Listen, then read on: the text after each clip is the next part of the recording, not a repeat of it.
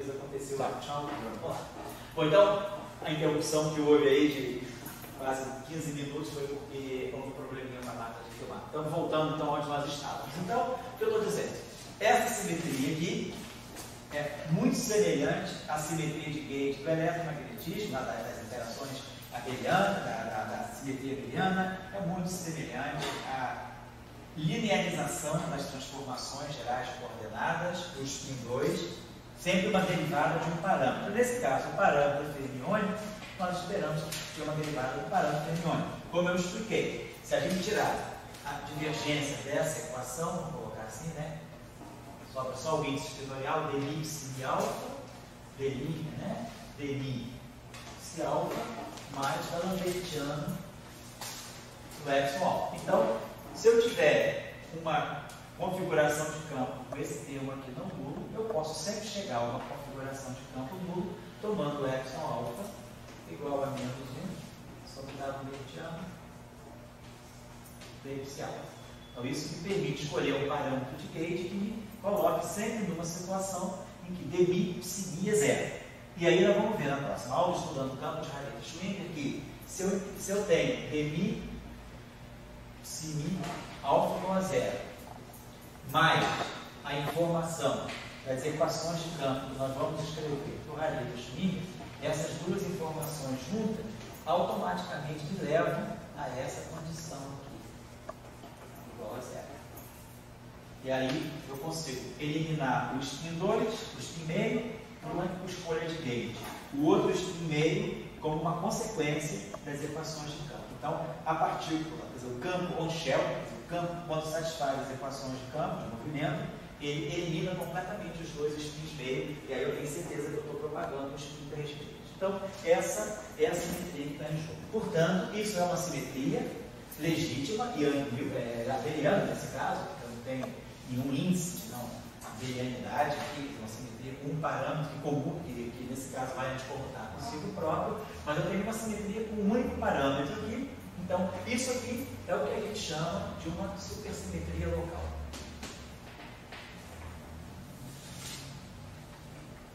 Então, a supersimetria local, ela aparece como sendo aquela simetria de gauge, portanto, local, baseada num parâmetro espinorial, que vai fazer com que o campo de Rayleigh-Schwinger, que é o campo da representação meio 1 mais 1 meio, propaga apenas spin 3 meios. Então, vai ser uma teoria, quer dizer, a supergravidade, a supersimetria local, é o que nós vamos ver por que ela vai se chamar supergravidade, né?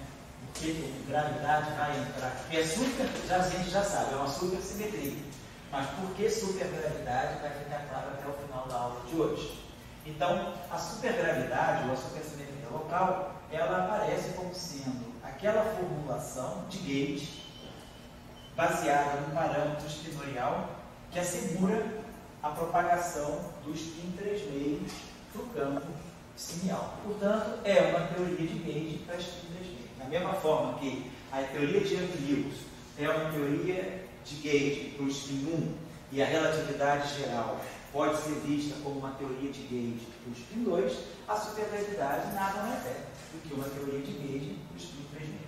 Então, essa simetria está embutida nessa representação do grupo de Lorentz. Se o meu problema é como dar propagação para o spin 3 meios de uma forma covariante, eliminando, portanto, de uma forma covariante esses dois spins meio que eu considero espúrios, né?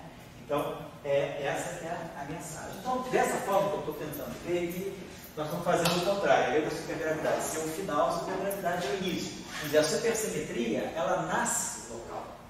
Ela nasce como uma teoria de gauge abeliana, de calibre mesmo, para um campo de spin 3 meios. Esse parâmetro aqui, então, é um campo de natureza espinorial, como nós, em geral, né? A simetria de Young-Lewis, a gente sabe as simetrias, né? De Young-Lewis, a simetria abeliana também, a gente introduz simetrias em que eu tenho parâmetros reais, geradores hermitianos para simetrias representadas unitariamente. Então, o análogo do parâmetro real no espaço espinorial é o espinor de maioral. Então, nós vamos tomar esse epsilon, esse parâmetro do campo de radius Schmidt, nós vamos tomar tudo maiorando. Por quê? O que nós queremos? Nós, em geral, trabalhamos com campos de gauge que são reais. Os campos de Yang-Mills, eles estão na representação adjunta dos grupos de gauge. Eles são campos reais. Né?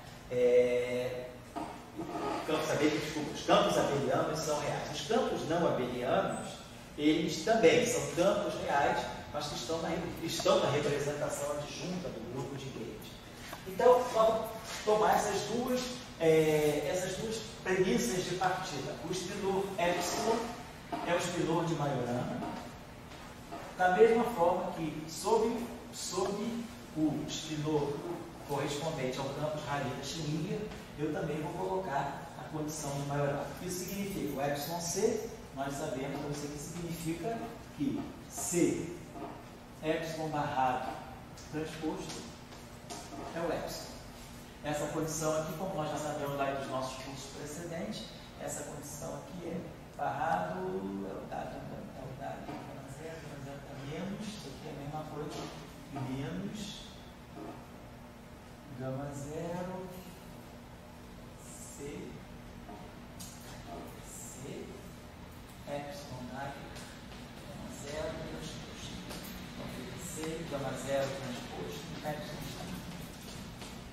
C gama zero transposto é sempre menos gama zero C, é menos gama zero C.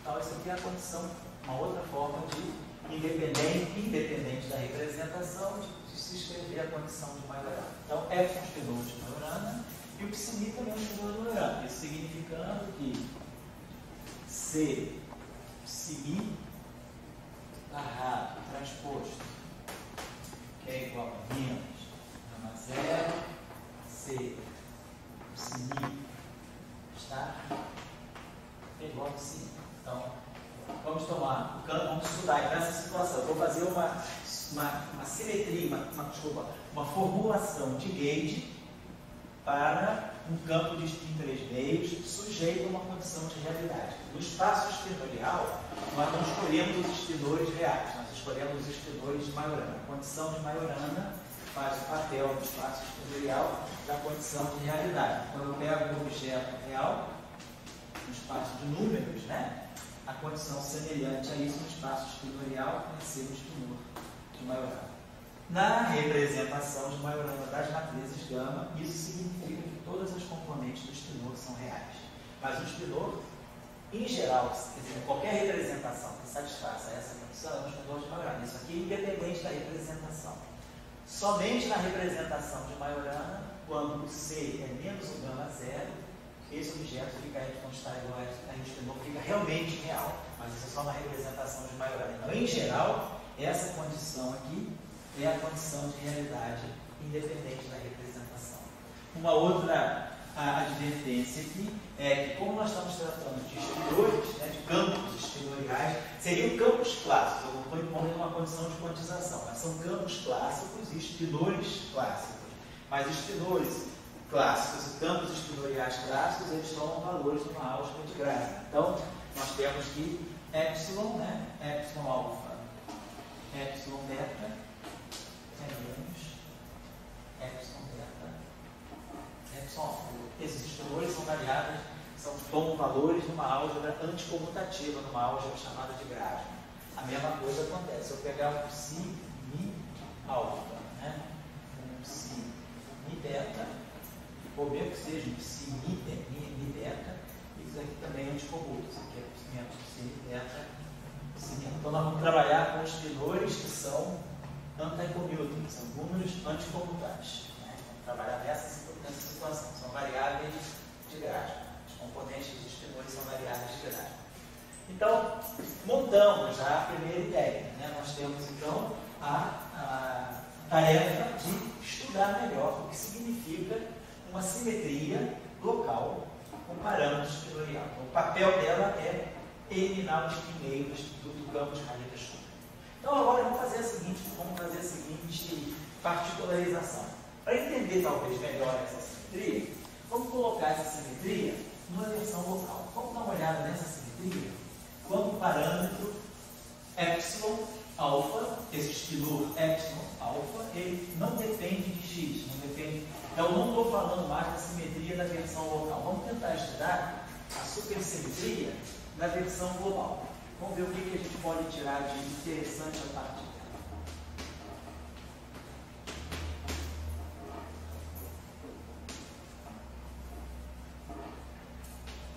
Só para a gente poder começar a ganhar feeling, né, do que pode esperar pela gente, ou do que a gente pode esperar dessa nova simetria.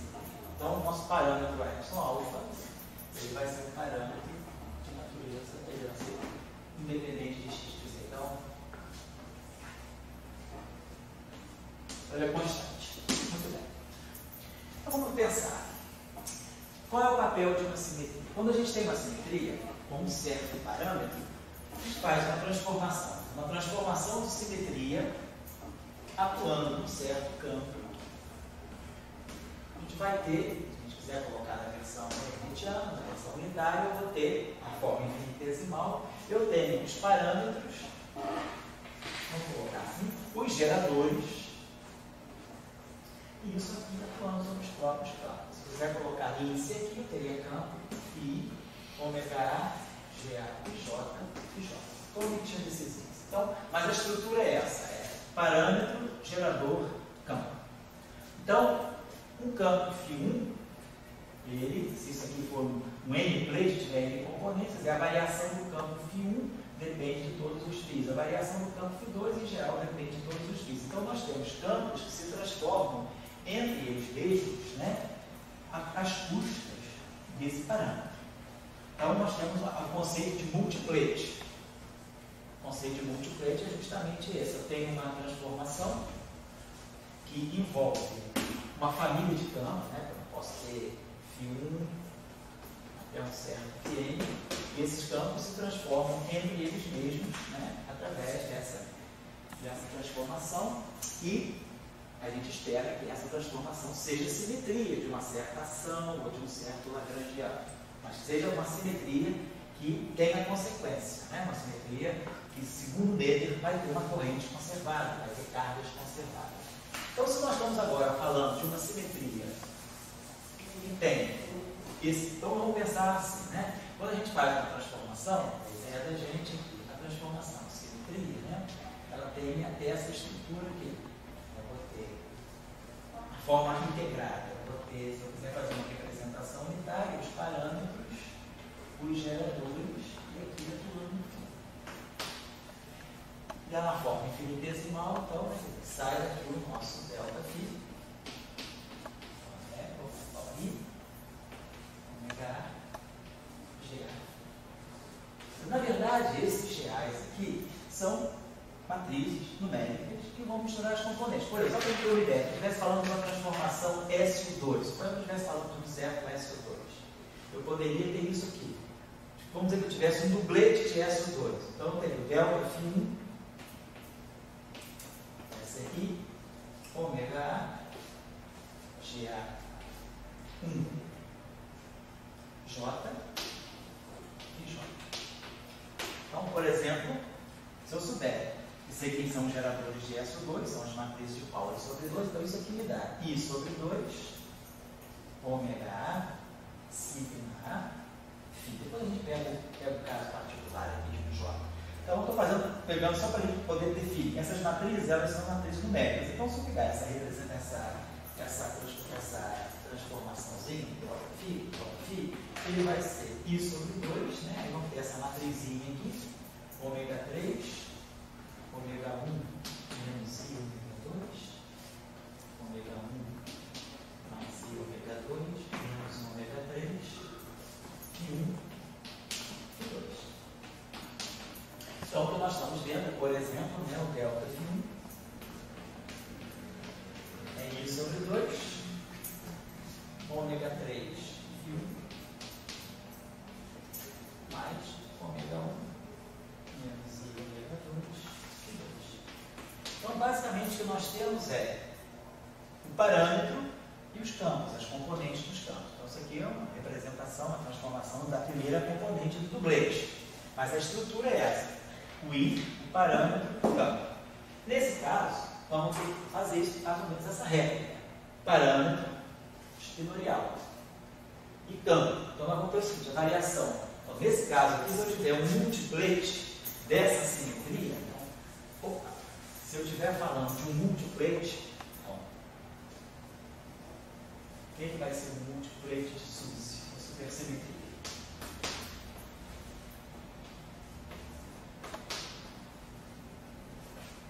Vai ser uma estrutura de campos, um conjunto de campos, tal que a variação de um certo campo vai ter essa estrutura. I, por causa da unitariedade. O parâmetro, que são os parâmetros, o KX, em geral, representa qualquer componente do parâmetro, e aqui o campo. Então, fica claro que, se esse campo aqui é bosônico, então a variação de um campo que eu vou chamar de B de bosônio, vai ser I, epsilon, isso aqui é um férmio. Então, primeiro, para que férmio combinado com alguma coisa veloz, é preciso que esse campo que vai aparecer, vamos chamar campo 1, campo 2, porque as componentes, tem diferentes componentes, as transformações misturam diferentes componentes. Tem um campo 1 e um campo 2. Então, é preciso que o campo 2 seja fermiônico, porque meio com meio pode dar 0 ou 1. E a mesma coisa, se eu fizer a variação do campo fermiônico, ela vai ter essa estrutura. E epsilon, como isso aqui é fermiônico, isso aqui é fermiônico, aqui só pode ser bosônico.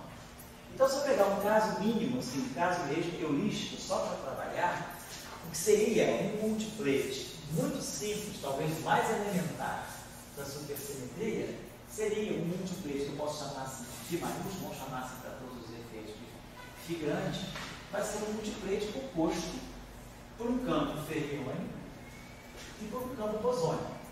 Caso mais simples que eu posso pegar, vamos pegar o bóson como sendo um escalar, escolha que eu pego. Então, essa é a configuração. Um escalar φ e um férmio ψ. Por quê? Porque isso me habilita a dizer, ó, a variação de φ, eu posso dizer, vai ser um I. Como é? E eu tenho que combinar o parâmetro epsilon com o campo fermiônico. Para eu combinar o campo, um férmio, com outro férmio, sob a forma de um escalar, o único modo de fazer isso é tomando esse nome aqui. Epsilon barrado ψ, eu garanto que é um escalar. Ou poderia também pegar, por que não? I, ψ barrado, epsilon. Faz. De qualquer maneira, eu tenho que ter algo que seja linear no parâmetro, que tenha um férmio e que dê um escalar no final do dia. Só que aqui tem uma observação simples. Quando tem dois objetos, dois espinores de Majorana, se Ki é Majorana e se lambda é Majorana, existe, quer dizer, é Majorana, qualquer espinor, qualquer par de espinor, para dois espinores quaisquer, essa relação aqui é sempre válida. Eu posso passar dessa relação para essa usando os conjugados de carga. Isso é geral, vale para qualquer par de espinores. Se o espinor for Majorana, isso aqui é verdade. Então, tanto faz escrever assim quanto assim, porque de qualquer maneira o espinor é Majorana. Então, epsilon barrado ψ é a mesma coisa que ψ barrado epsilon. Então, por conta disso, eu vou abandonar essa possibilidade. E essa relação aqui é válida para espinores de Majorana que sejam anticomutantes. Tá? Agora, se eu quero tomar esse campo Majorana, se esse objeto é Majorana e esse objeto é Majorana, ambos estão sujeitos a uma condição de realidade. Então a pergunta é, esse campo aqui deveria ser real? Ele tem uma realidade bem definida. Vamos ver. Mesma história. Se eu pegar esse objeto aqui, isso aqui é um bilinear fermiônico. Eu não sei se é real, se é imaginário, não sei. Vamos tomar um conjugado complexo dele. Conjugado complexo no espaço espinorial é a mesma coisa que eu pegar o barrado. Eu posso pegar o barrado. O barrado do Dirac, o conjugado do Dirac, é ψ barrado, epsilon barrado, barrado é F. Mas esses objetos aqui são Majorana. Então isso aqui está me dando epsilon barrado ψ. Então o conjugado complexo desse objeto é esse objeto. Então esse objeto aqui, ele é real. Esse objeto tem uma realidade bem definida. Então para evitar, como isso aqui é real, para evitar que esse campo seja puro e imaginário, eu tiro ele aqui. Eu vou colocar sem o I para poder garantir só que esse objeto é real. Então eu vou trabalhar, então, a minha ideia desse, vamos chamar assim, esse multiplate mínimo, minimalista da supersimetria global, ele seria formado por um escalar real e um férmio de Majorana. Beleza. Então, essa condição aqui me está fazendo, eu tenho um parâmetro fermiônico que mistura um férmio com um bóson. Essa é a ideia de qualquer multiplete, de qualquer simetria, misturar as componentes do multiplete. Nesse caso, como o parâmetro é fermiônico, ele tem que necessariamente, para manter a covariância de Lorentz, misturar férmio com bóson. E aí, a gente vamos olhar para essa relação e pensar, se esse campo aqui é um campo escalar real, ou seja, ele é um campo escalar do tipo Poisson, a dimensão de massa dele, a dimensão de massa do campo aqui é 1. A dimensão de massa de um campo fermiônico, um campo tipo Dirac, Majorana, Weyl, não importa, é massa a 3 meios. Então, necessariamente, a dimensão de massa do parâmetro espinorial vai ser massa a menos meio. Então, esse parâmetro aqui tem dimensão de massa a menos meio. Menos meio com 3 meios dá 1, que é esse cara. Então, agora precisamos escrever quem é a transformação de supersimetria do psi. Isso aqui é um férmio de Majorana. Esse parâmetro, essa transformação tem que ter parâmetro x. Essa transformação tem que depender do escalar, porque a simetria é realizada linearmente, como nós estamos fazendo para a simetria de Lie em geral. Vamos ver as dimensões. Esse cara aqui tem dimensão 3 meios. Esse tem menos 1 meio, menos meio. E esse 1. Então, desse lado eu tenho dimensão meio, desse lado eu tenho dimensão 3 meios. Então, está me faltando desse lado alguma coisa com dimensão 1. Preciso de alguma coisa com dimensão 1. Que eu tenho à minha disposição, são os campos, já usei todos. Alguma coisa que tenha dimensão 1 que eu posso usar no espaço dos campos é para derivada. Eu vou pensar, então, posso botar aqui na derivada do campo, isso aqui garante agora a dimensão fica 3 meios desse lado. Mas, claro, isso aqui perdeu o caráter de Lorentz, que é um índice de isso, que é um férmio. Então, o único jeito é eu botar de alguma forma alguma coisa como gama mi aqui. Se eu colocar esse gama mi com esse dmi, eu botei algo que é um escalar de Lorentz que tem dimensão 1. Fecha a dimensão, em princípio, essa pode ser uma boa transformação. Só que eu tenho que ver, esse cara aqui é Majorana, como se eu fizesse isso?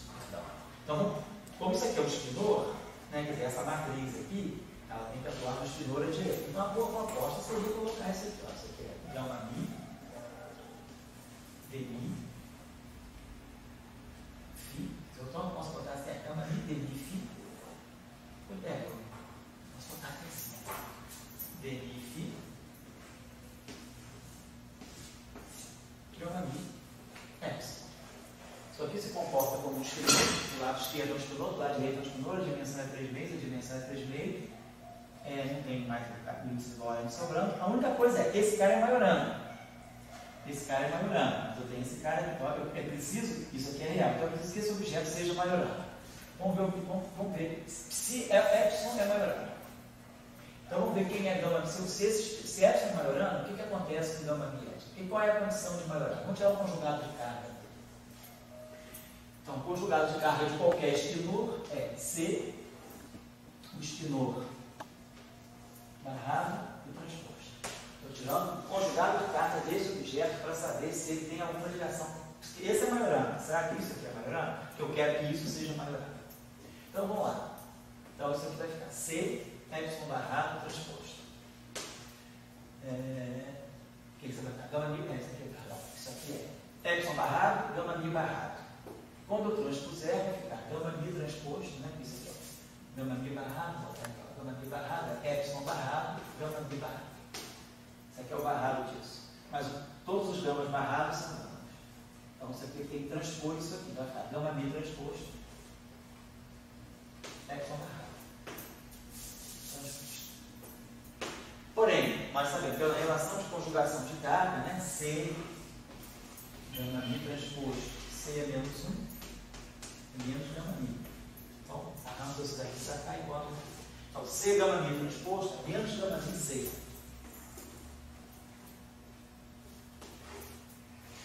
E aí aqui epsilon barrado transposto. Mas como o epsilon é Majorana, então isso aqui está dando menos gama mi. Epsilon. Então esse espinômetro não é maiorano. Ele é anti-maiorano. O conjugado de carga dele não é ele, é menos ele. Mas resolver a situação, exatamente, bota um I. Se eu colocar um I aqui, eu vou colocar um I aqui. Colocando o I no barrado, ele aparece aqui menos I. Se ele aparece aqui menos I, aqui fica mais I. E aqui fica mais I. Então, para essa condição ser maiorana, eu teria que colocar um I em frente disso tudo. Então, dessa forma, por esses argumentos bem heurísticos, né, bem primitivos, dimensionalidade, covariância e condição de realidade, a gente constrói, né, talvez uma primeira versão linearizada, né, uma representação linear dessa supersimetria, dessa supergravidade, mas só que agora em versão global, não mais em versão local. Então, parece que a gente tem uma possibilidade de realizar linearmente essa simetria.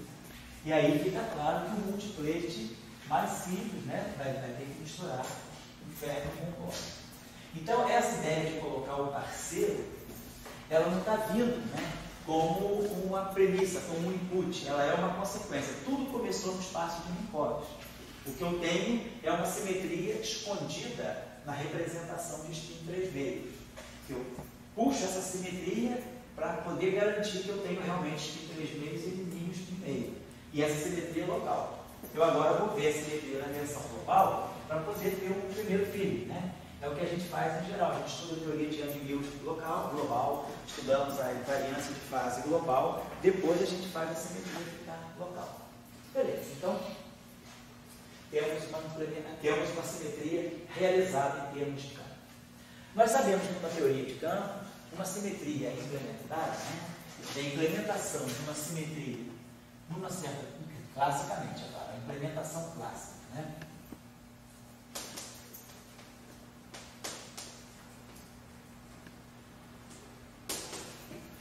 Uma simetria, ela se dá quando, para qualquer campo, né, se a gente pegar o comutador de uma transformação, comutador, uma transformação com parâmetro, sei lá, ômega 1, uma transformação sucessiva com parâmetro ômega 2. Quando eu pegar o comutador de duas transformações atuando em qualquer campo, eu devo ter uma transformação com parâmetro 3 atuando no mesmo campo. Só para a gente relembrar aqui, no caso de Yang-Mills, né? Se a gente pegar, por exemplo, o caso de Yang-Mills, eu tenho um certo campo, vamos dizer assim, um certo campo φ, e aí se eu tiver a transformação I, ômega A, GA, φ. Digamos que eu tenho isso aqui. E vamos dizer que eu faço a transformação 1, então vamos chamar, a transformação 1 vai ter parâmetro ômega 1. Então essa relação aqui, ela é delta 1, delta 2, menos delta 2, delta 1, atuando em φ. Então vamos trabalhar isso aqui.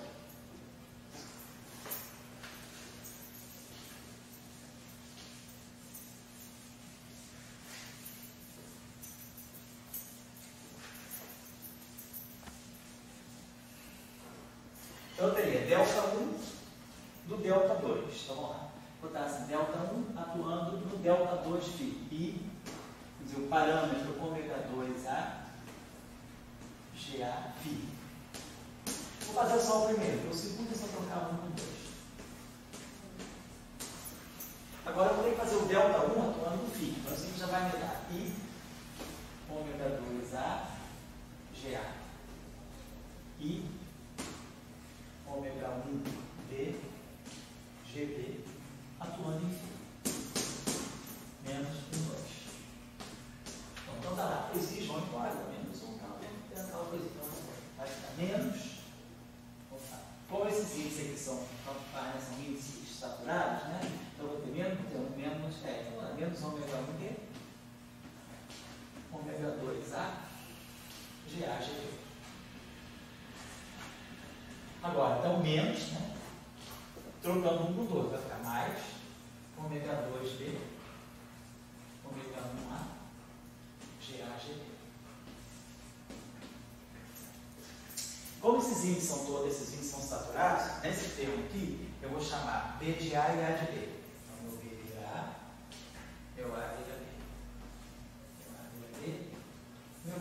só para poder fatorar ômega 1b, ômega 2a.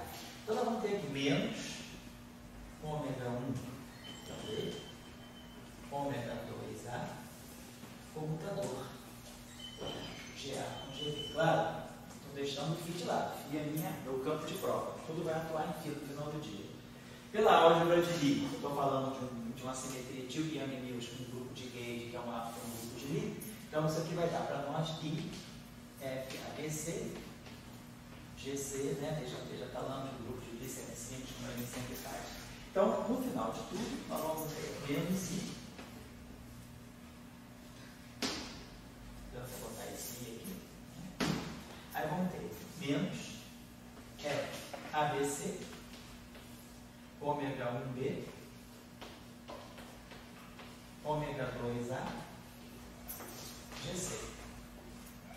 Então tá, né? Tá lá. Então isso aqui está fazendo o papel do meu ômega 3c. Então eu consigo mostrar que o comutador de duas transformações consecutivas é uma terceira transformação da mesma espécie, onde o parâmetro da terceira transformação é uma função das duas outras transformações desse modo. Então, desse modo eu digo que, quer dizer, tudo isso atuando em φ. Então, no final de tudo, isso aqui está dando uma terceira transformação. Está dando I, ômega 3c, GC, φ. Está realizando isso aqui. Então, eu fechei uma álgebra do grupo de simetria. Isso vale para qualquer campo. Então, eu fechei uma álgebra do grupo de simetria. Isso aqui seria para mim, então, a estrutura da simetria é essa. Então, esse delta 3 para mim, ele é I, ômega 3c, GC. Então, eu fechei, implementei, né, classicamente, essa álgebra em cima, essa simetria em cima dos campos. Claro que quanticamente, aí nós temos outras questões, porque tem todo o discurso da possibilidade de anomalias, então, não estou falando de implementação quântica, então, né, nível sempre clássico. Então, a pergunta é, se nós formos implementar a supersimetria classicamente, a gente deveria ver, então, qual é a implementação clássica da supersimetria. Então, a gente vai ter que calcular o comutador de duas transformações de supersimetria consecutivas em cima do mesmo campo. Vamos pegar o campo φ, por exemplo. Então, vamos dizer que, claro, eu tenho que fazer isso para φ, para eu tenho que pegar uma transformação de supersimetria 1, uma transformação de supersimetria 2, atuando, seja em φ ou psi. Então, para variar, faço um caso, deixo no como tarefa. Vou fazer o caso escalar, deixo o caso exponencial como tarefa. Então, vamos ver como é que fica depois a implementação em C++. É bom fazer esse exercício, vocês vão ver que vocês vão precisar de um elemento a mais que dá para vocês pensarem o que eu tenho que fazer. O resultado do psi não é tão óbvio quanto o resultado do φ, mas vai ser o mesmo resultado. Então, vamos fazer isso aqui do campo φ. Então, isso significa, né, que eu vou ter delta 1, delta 2, φ, menos 1 por 2. Deixa só assim. Então, vamos lá. Delta 1, quem é a transformação de supersimetria 2 atuando no φ? É sem I, né? Então, é epsilon 2 barrado psi. Delta 1 do delta 2. Agora eu vou ter que pegar o delta 1 do psi. Depois a gente faz isso aqui. Então, isso aqui vai ficar epsilon 2 barrado delta 1 psi. Quem é a transformação do psi? Nós temos um I, tem um dmi φ, tem um gama mi e tem um epsilon 1. Então, isso aqui é o delta 1 do psi. Vou ter o delta 1 do psi aqui. E aí, claro, isso aqui é uma coisa, isso aqui é um elemento bosônico, pode passar por aqui à vontade. Então, esse termo aqui, vou escrever desse modo, esse termo aqui vai assumir dessa forma, né? Vai ficar, vamos só fazer, vou dar o linear fermiônico todo junto, epsilon 2 barrado, gama mi, epsilon 1, dmi. Então, claro, agora eu tenho que subtrair 1 trocando por 2.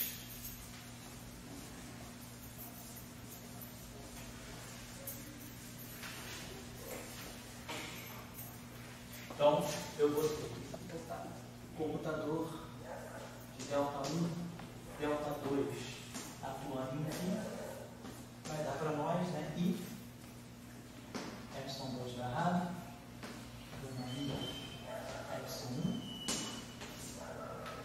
menos epsilon quadrado, gama mi, epsilon 2, dmi.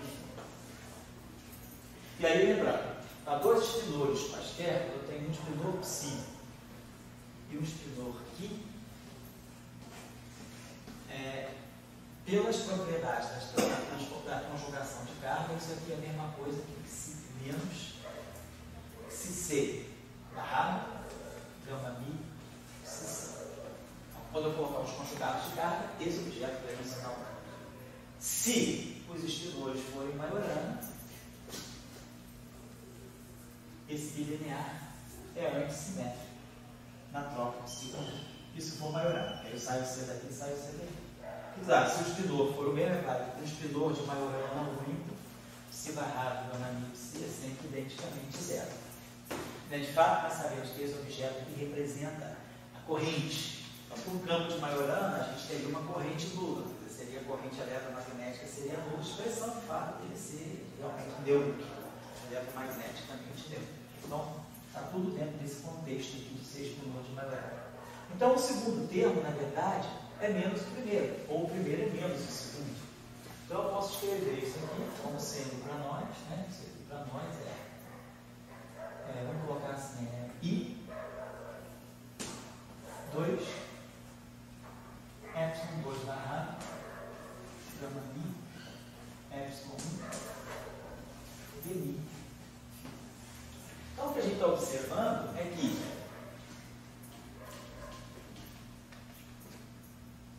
a álgebra dos dois objetos, isso aqui, eu não tenho agora uma transformação de supersimetria. O que eu tenho aqui é um parâmetro, isso aqui faz o papel de um parâmetro vetorial, é mi, xi.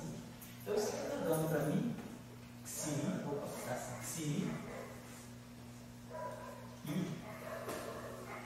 dmi.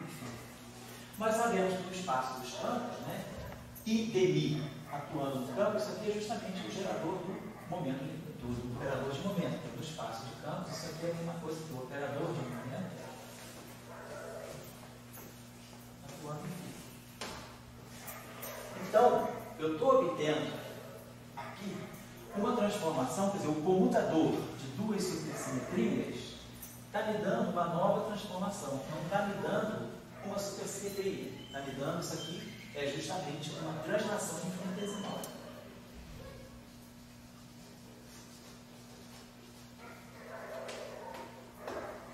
Está me dando uma translação.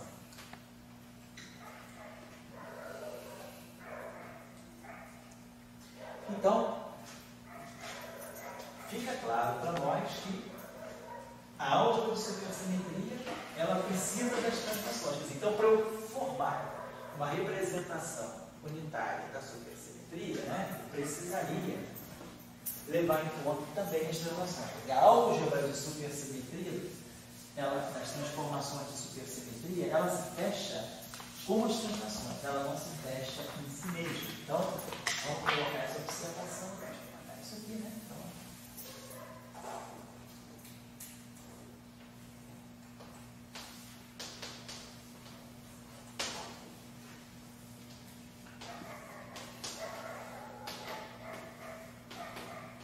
a álgebra da supersimetria, ela precisa conter as translações.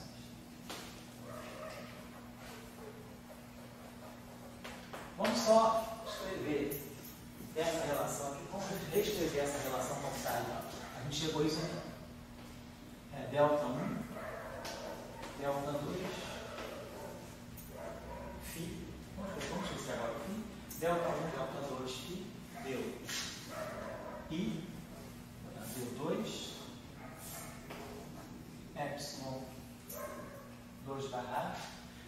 Tanto faz agora, vou escrever de outra forma. Epsilon 2 barra gama 1 dmi, gama mi epsilon 1, eu vou chamar de menos, como isso aí é maiorando, isso aí é antissimétrico. Vou botar assim, menos 2, vou botar só assim, menos 2, epsilon 1 barra, porque se maiorando eu posso trocar 1 com 2 trocando o sinal.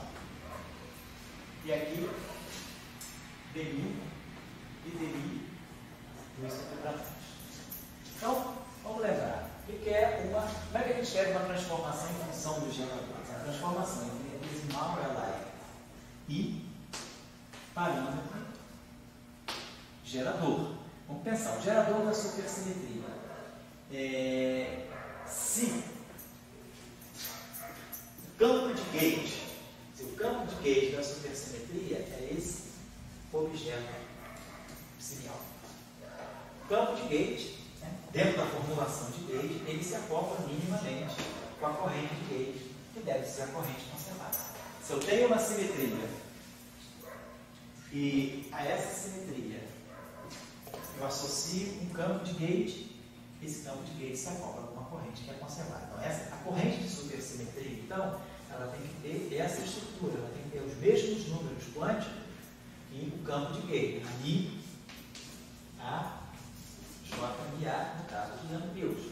Então, a corrente tem os mesmos índices que o campo de gauge. Então, a nossa corrente de supersimetria, ela é uma corrente estereorial tensorial. Pelo teorema de Navier, nós sabemos que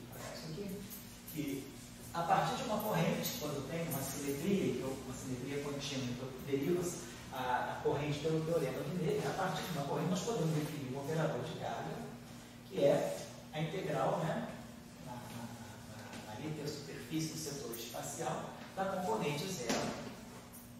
Essa corrente. Então, claro que sobe o inicial. Então, o gerador da supersimetria não é mais um gerador de natureza bosônica. É um gerador que tem essa natureza fermiônica. Como isso aqui, na verdade, o acoplamento deveria ser isso aqui, né? Desse tipo, psi barrado, J ou J barrado, psi. Como isso aqui é maiorana, e eu quero que esse acoplamento aqui seja parte de uma lagrangiana, isso aqui tem que ser real. Como isso é maiorana, para isso aqui ser real, é preciso que esse J mi alfa seja maiorana. Então, esse objeto aqui, sendo maiorana, essa carga é maiorana. Então, a carga espinorial, que é o gerador da supersimetria, também é um espinor de maiorana. Então, tudo sai daqui. O campo de Hariri-Schwinger, que é o campo de gauge da supersimetria, ele é maiorana. Ele se acopla com a corrente formando esse escalar de Lorentz. Né? Então, esquecer os índices espinoriais. Psi, Mi, barrado, esse barrado contempla o índice espinorial, contraído com esse índice espinorial. Então, esse bilinear aqui é a interação campo de gauge corrente conservada. Então, para aquilo ali ser real, ser parte de uma lagrangiana, como o psi já é maiorana, J-mi é maiorana. Então, a corrente sendo maiorana, a carga conservada correspondente é maiorana. Então, eu tenho esse objeto. Então, a minha transformação, né? A transformação, ela tem sempre essa estrutura. E parâmetro gerador. E, claro, como parâmetro é fermiônico, eu tenho que formar uma coisa aqui, que seja epsilon barrado, que é um escalar de Lorentz. Então, tá aqui. Então, essa é a estrutura da transformação de supersimetria. Então, esse delta 1, ele é para nós I epsilon barrado Q. Esse delta 2 aí, epsilon 2 barrado Q. E isso aqui tem que ser menos 2, epsilon barrado, gama mi, epsilon 2 Q. Aqui, epsilon 2 barrado Q, como esse é maiorana e esse é maiorana, por mera conveniência eu posso escrever Q barrado epsilon 2. Posso escrever assim, barrado epsilon 2. E aí vamos abrir isso aqui só nas suas componentes. O I esse vai dar menos 1, então isso aqui vai ficar menos epsilon 1 barrado. Só para a gente ter os índices disso. Índice alfa, que é alfa.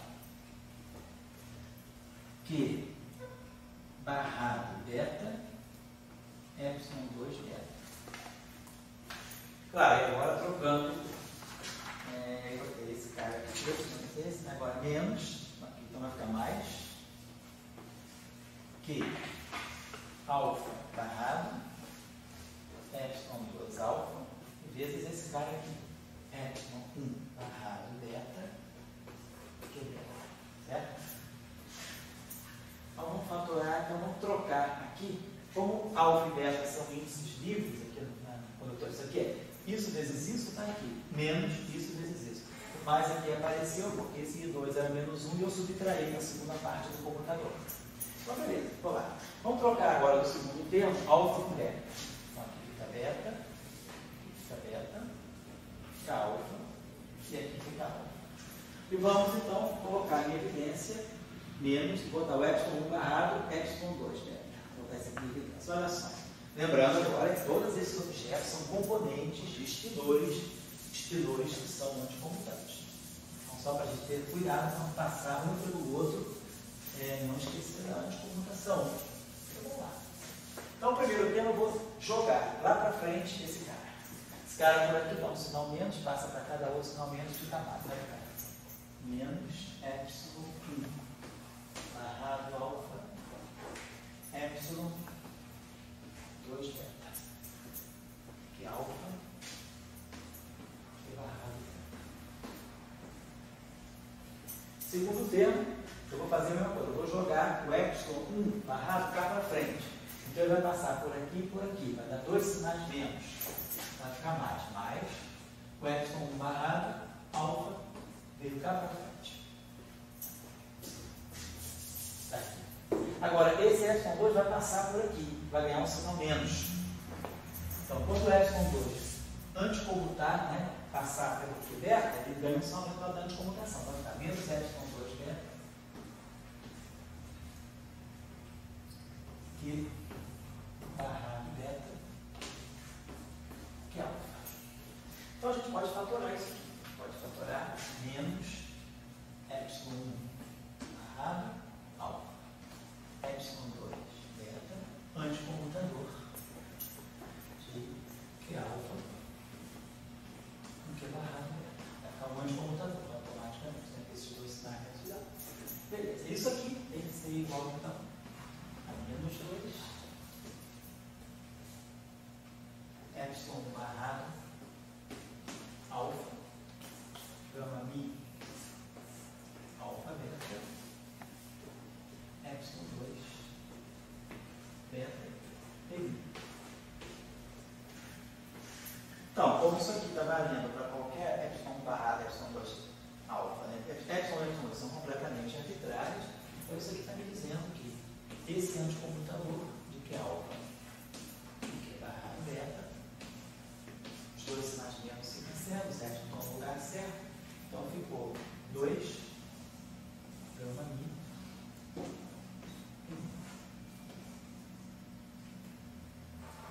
Então nós temos uma álgebra que se fecha nas translações. Então, o comutador, o anticomutador de duas, né, cargas de supersimetria está me dando. Opa, aqui não sei o que está, não tem não, tem um problema de fator. Então está me dando, se fechando na translação desse modo aqui. Certo? Então, isso me diz que as translações, quer dizer, essa simetria global que eu estou estudando agora, mas que veio do espaço-tempo, ela se fecha com as translações. E aí agora, nesse ponto, vamos voltar para o caso global. O caso local, perdão. Então nós estamos vendo o seguinte, que o comutador de duas supersimetrias, vamos retomar essa relação. Vamos retomar essa relação, o comutador de duas supersimetrias está me dando menos 2 epsilon barrado gama mi epsilon 2 feliz. Eu vou dar poucas tentações. Só retomando essa relação que nós temos. O exercício que ficou é fazer esse comutador em cima do campo fermiônico. Vai fazer a mesma coisa, vocês vão ver que vai precisar de um elementozinho que vocês vão logo identificar o que é. Aqui, então, vou chamar isso aqui tudo de um psi. Então, a gente está vendo que se, no caso, que é o inicial, que nós abrimos mão dele para fazer o caso global, se nós voltarmos ao caso inicial, se esses parâmetros, por acaso, são parâmetros locais, então eu vou ter a transformação que sai do lado direito é uma translação local. Estou fazendo agora uma translação que depende de x. E nós sabemos que translações locais, né, quando a gente faz, né, a transformação, né, uma transformação, vamos pegar aqui no campo, né, quando eu faço uma transformação local, né, se eu fizer uma translação local, quer dizer, o φ de x', né, é igual, vamos dizer, fazer uma translação de tal maneira que parece aqui.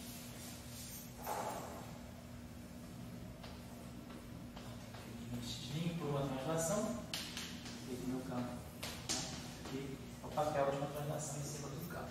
Se a translação for local, vou ter aqui φ', x' é x mais psi, igual a φ. Então a gente faz a expansão interior aqui, tá? Linha de x.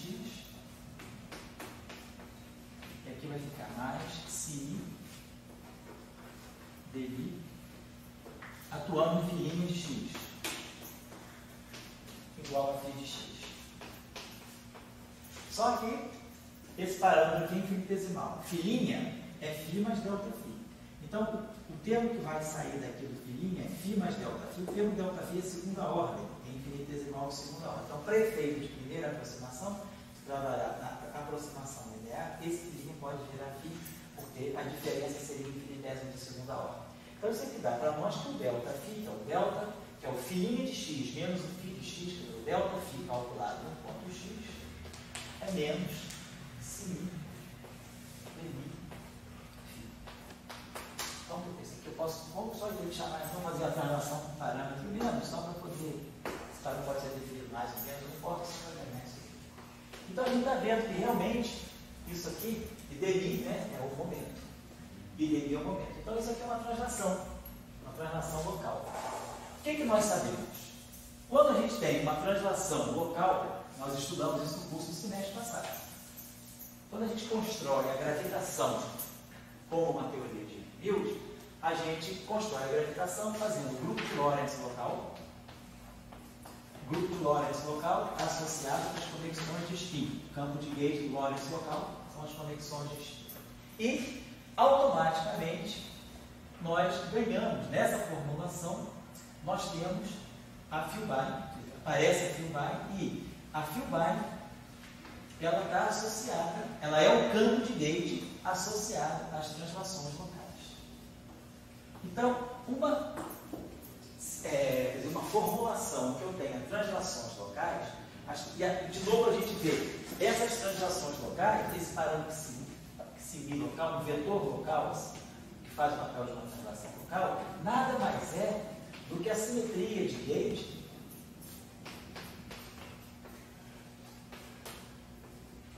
dos π2. Quando nós falamos da representação 1, para eliminar os π0 e π1, a simetria de gauge que aparece é a simetria associada a uma translação local. E essa translação local é, na verdade, o quê? Essa simetria de translação local linearizada é a versão linearizada dos isomorfismos, das transformações gerais de coordenadas. Então, o que está em jogo aqui, com essa álgebra, é que, na verdade, o combinador de duas supersimetrias, na versão infinitesimal, ele está dando, do lado direito, aquele psi, ele está realizando uma transformação geral de coordenadas. Olha, isso aqui está fazendo o papel de uma transformação geral de coordenadas, que nós também chamamos de isomorfismos, né? São as transformações gerais de coordenadas. Então, se eu tenho, junto com a transformação de supersimetria, então, a transformação de supersimetria, né? O delta Q, ele está associado a esse campo de gauge, o raio do Schmidt. As translações, elas estão associadas ao campo de spin2. Então, naturalmente, eu tenho duas simetrias de gauge juntas. A própria álgebra da simetria, da supersimetria, ela me traz os geradores das translações locais. E as translações locais, elas são a simetria desse campo de gauge. Então, eu devo ter um formalismo que necessariamente vai unir o campo de spin 3 meios com o campo de spin 2. Então, da mesma forma que aquele multiplete minimalista que eu falei com vocês, que era o escalar real e o spinor de Majorana, eu ganho agora um outro multiplete. Aquele multiplete tinha spin 0, quer dizer, o nosso multiplete global, φ, psi, o conteúdo dele é um spin 0 e um spin meio. Agora, a álgebra da supersimetria me guiou a compreender que eu tenho um spin 3 meios e um spin 2.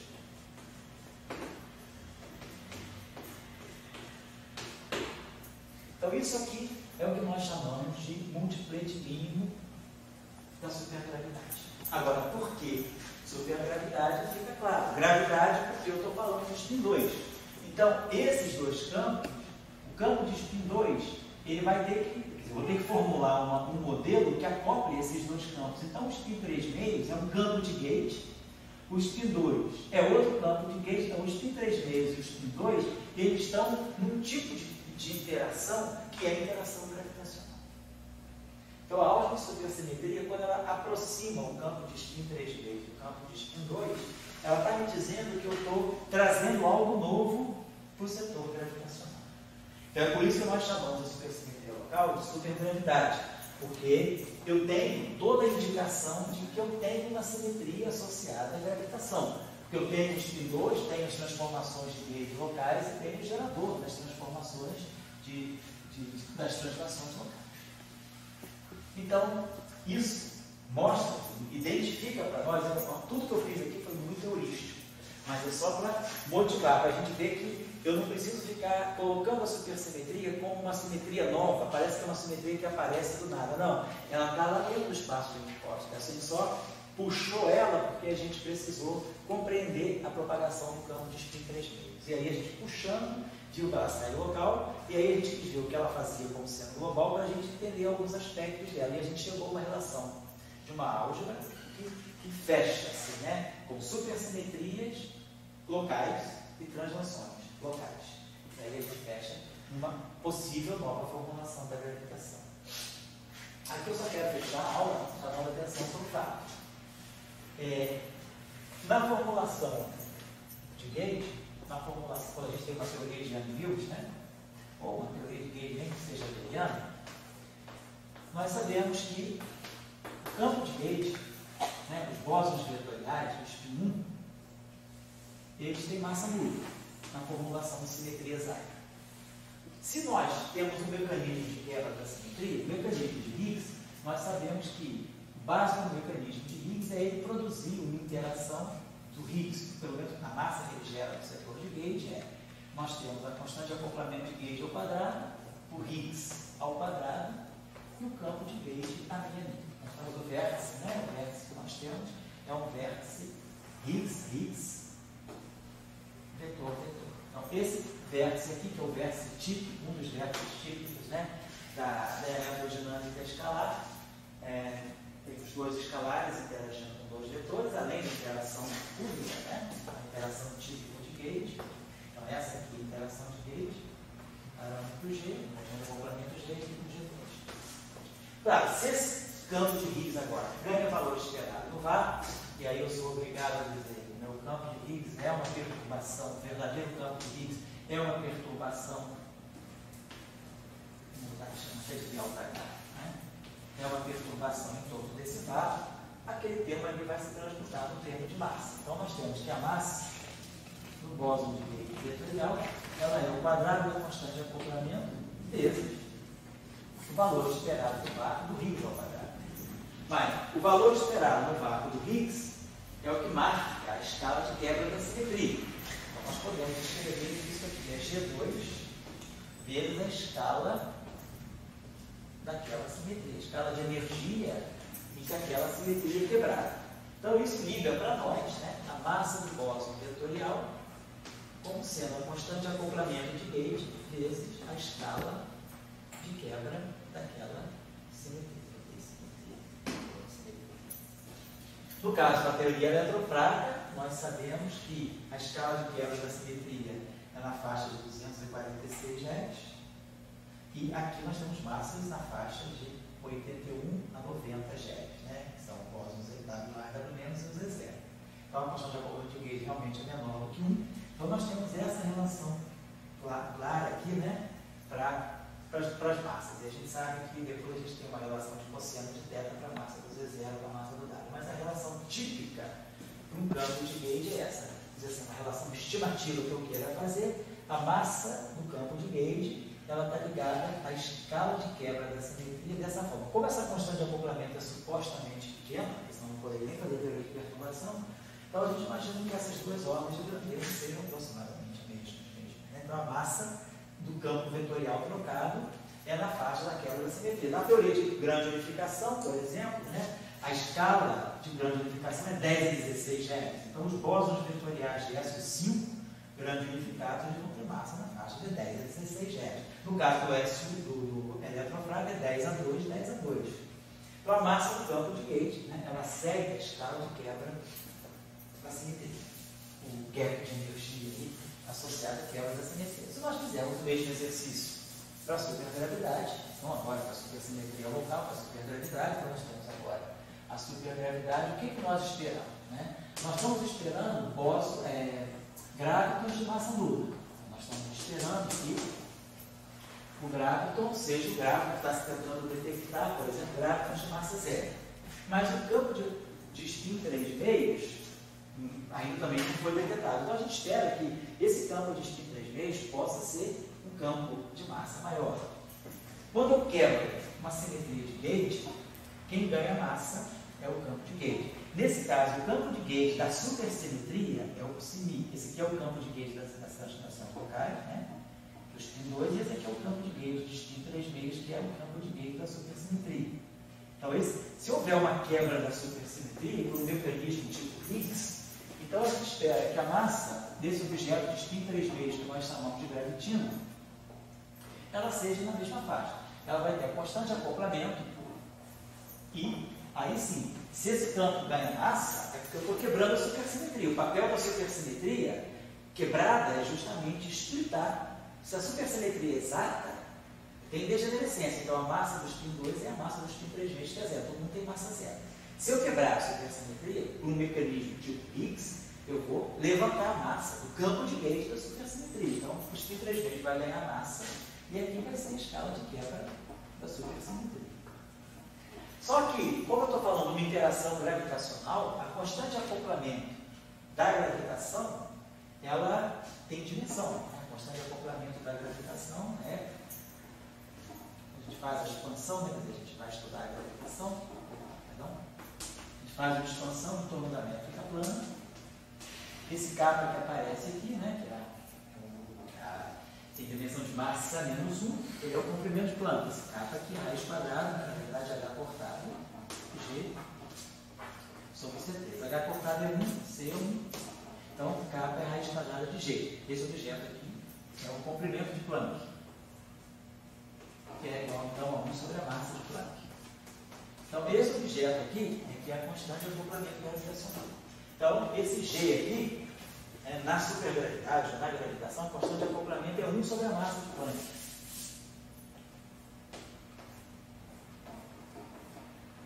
E aí, é claro, para poder você ter dimensão de massa, isso aqui vai aparecer ao quadrado. De fato, nós vamos entender, não é agora, quando a gente estudar a quebra espontânea da supersimetria, nós vamos entender que a quebra espontânea da supersimetria, ela é feita não por um objeto tipo Higgs, que tem dimensão de massa. Higgs tem dimensão de massa, tem dimensão de energia. Ela é feita por um objeto que tem dimensão de massa ao quadrado. Então, o análogo daquela relação, no caso da supergravidade, é isso aqui. O 1 sobre M Planck faz o papel do G e a escala de quebra da supersimetria, ela aparece naturalmente aqui ao quadrado, como tinha que ser por razões dimensionais também. Então, se eu imaginar que essa massa do gravitino, então, quer dizer, eu acredito que a escala de quebra da supersimetria, escala de energia que eu devo ter restituição ou quebra da supersimetria é na faixa da raiz quadrada, né? Da massa de Planck vezes a massa do gravitino. Então, por exemplo, se a massa do gravitino for pequena, essa massa de Planck aqui é uma faixa, ela é 10 a 19 GeV.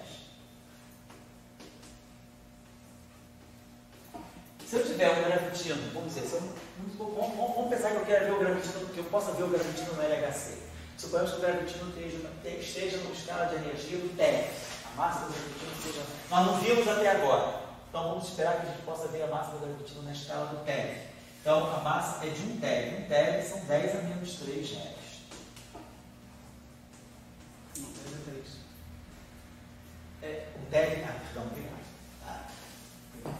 Um TeV, 10 a 3 GeV. Então, se a massa do gravitino é um TeV, ela é na faixa de 10 a 3 GeV. Então, isso aqui, o 10, vamos dizer, a hora de a energia do LHC é 10 a 14, né? Vamos dar 10 a 4. 10 TeV, 10 a 4 TeV. Então isso aqui vai dar um fator 10 a 23. Então isso aqui vai dar aproximadamente 10 elevado, né? Quer dizer, nesse caso, eu teria uma escala de quebra de SUSY na faixa de 10 elevado a 23, né? Então dá 12, 11 né? 23 sobre 2. 23 sobre 2 está aproximadamente 11, aproximadamente 10 a 12. Faixa de 10 a 12 chefes. Então a escala de SUSY de supersimetria pode ser na faixa de 10 a 12 chefes, se eu tiver um gravitino na faixa do LHC. Se o gravitino for mais pesado, essa escala sobe. Se o gravitino for mais leve, vamos brincar nisso, se eu tivesse um gravitino na faixa de elétron-volt, se eu tivesse um gravitino na faixa do elétron-volt, a massa do gravitino, elétron-volt, vão ser 10 a menos 9 GeV. Se for na faixa dos elétron-volt. 10 a 10, 10 a 5.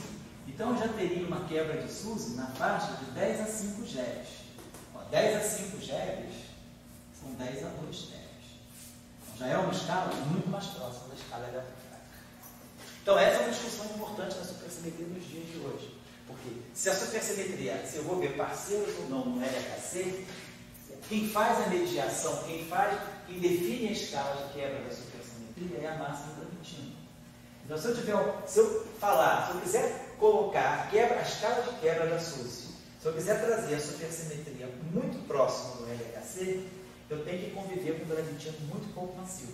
Porque se a massa do gravitino for bem pequena, ela vai diminuir esse produto da massa de Planck. Então, a massa do gravitino que eu botei, 1 elétron-volt, ela traz a escala de quebra de SUSY para 10 a 2 TeV. Então, eu começo a aproximar a supersimetria do modelo padrão se eu tiver um gravitino leve. Se eu tiver um gravitino pesado, na faixa de 10 a 4 GeV, que é 10 TeV, na faixa do LHC, eu já teria a escala de SUSY na faixa de 10 a 12 GeV. Então, a gente vê que a supersimetria, eu vou poder mexer com essa escala. Então, isso é que é variável. A supersimetria está lá. Agora, eu tenho direito, a supersimetria, como eu gostaria de colocar, ela não é uma teoria, ela não é uma interação fundamental. Então, ela não tem uma constante fundamental associada a ela. Ela não tem uma constante estrutura fina associada a ela. Ela não tem uma constante gravitacional naturalmente associada a ela. Ela se incorpora na constante gravitacional pelo grave. Então, essa escala da supersimetria é uma escala variável. Então, o que está em jogo, quando a gente fala se tem supersimetria ou não no LHC, eu estou trabalhando em cima dessa possibilidade de ou deixar a supersimetria em uma escala mais alta, ou trazer a supersimetria muito próxima da escala eletrofrágil. Então, ou eu trago a supersimetria próxima da escala eletrofrágil, eu tenho um gravitino muito leve, e aí isso é o que a gente chama na literatura, vamos falar um pouco aqui em detalhes no curso, o que é o chamado mecanismo de gauge mediation, mediação de gauge. A mediação de gauge é um modelo específico em que eu quebro a supersimetria muito próximo da escala eletrofrágil. Ou eu posso ter o chamado gravity mediation, ou minimal supergravity, que é eu quebro a supersimetria numa escala bem mais alta e depois eu tenho que comunicar a quebra para o setor de baixas energias. Então toda essa discussão, se tem parceiros ou não tem parceiros, ela vai estar indicando para a gente qual é o melhor mecanismo de quebrar a supersimetria. Fica claro que a supersimetria, ela nasce basicamente numa escala de altas energias. Ela nasce, se eu for pensar que a supersimetria naturalmente se incorpora, a supersimetria local, a supergravidade se incorpora na gravitação, quer dizer, naturalmente ela tem uma escala alta. A escala dela é uma escala da gravitação quântica. Pode ser até uma escala de 10, até mais baixa um pouco, a faixa de 10 a 12, se eu tiver um gravitino menos massivo. Mas se eu colocar a massa do gravitino para cima, se eu tiver, por exemplo, um gravitino na faixa de 10 a 8, se eu tivesse um gravitino na faixa de 10 a 10 GeV, então eu teria a supersimetria 10 a 19, 10 a 14, eu teria uma supersimetria próxima da escala de grande unificação. Então, isso é que é muito flexível na supersimetria. A escala onde eu vou quebrar a supersimetria, ela fica muito aberta. E cada modo de quebrar, eu gero um modelo específico. No LHC, LHC, o que está se testando hoje é o MSSM, que é o Minimal Supersymmetric Standard Model. Então, esse MSSM, ele é baseado na Minimal Supergravity. Então, ele está pressupondo que eu quebro a supersimetria numa escala alta e que eu, por instrumentação do grupo de renormalização, eu trago os parâmetros para a escala de baixa energia. E aí eu consigo conectar a supersimetria com a escala de baixa energia. Então, esse é um mecanismo que pode estar errado. Pode ser que eu não encontre os parceiros supersimétricos no LHC com as massas esperadas. Mas o que eu queria deixar claro, para terminar assim, a nossa primeira discussão de motivação da supersimetria, é que, independentemente, né, de eu poder fitar uma fenomenologia na escala do LHC, nós temos uma simetria que nasce do espaço do Minkowski. Então, ela é tão legítima quanto a simetria de Young-Mills, ela é tão legítima quanto a simetria que gera a relatividade geral. Porque ela é uma simetria que vai ordenar a propagação causal de um objeto que corresponde a uma representação do grupo de Lotz, que é o caso dos spin 3 meios, que é o campo de Harry-Weinstein. Então, a supersimetria para nós nada mais é do que uma teoria de Gauge do campo de spin 3 meios. E aí a gente vai tentar dar um significado para isso.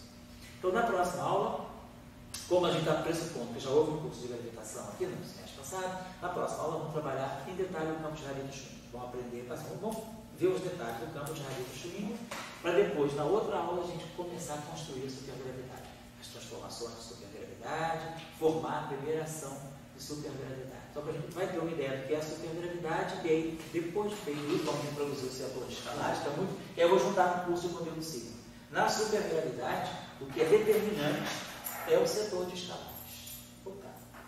E o setor de escalares, ele é um modelo sigma. Na supergravidade, os escalares da supergravidade, eles sempre vivem no modelo sigma não linear. Então, nós vamos ter o modelo sigma não linear junto com a supergravidade. Então, vamos ter o modelo sigma não linear, o graviton e o gravitino.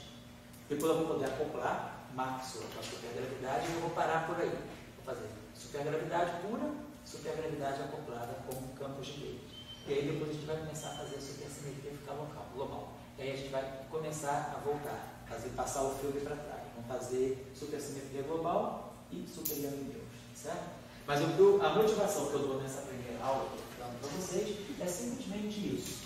É só mostrar que existe uma razão muito fundamental, né, baseada na relatividade especial, que é o grupo de Lorentz, para a gente pensar que essa simetria possa ter um encaminhamento interessante. Da mesma forma, né, que a gente obtém Young-Mills e que a gente obtém em gravitação, a relatividade geral, a gente está obtendo uma nova formulação que envolve spin 2 e spin 3 vezes, que é a supergravidade. Então ela sai naturalmente do espaço do Minkowski. Essa é a moral dessa história. Bom, então na próxima aula vai ser a aula 3 de verdade. Nós vamos começar a trabalhar o campo de Harry-Weinstein.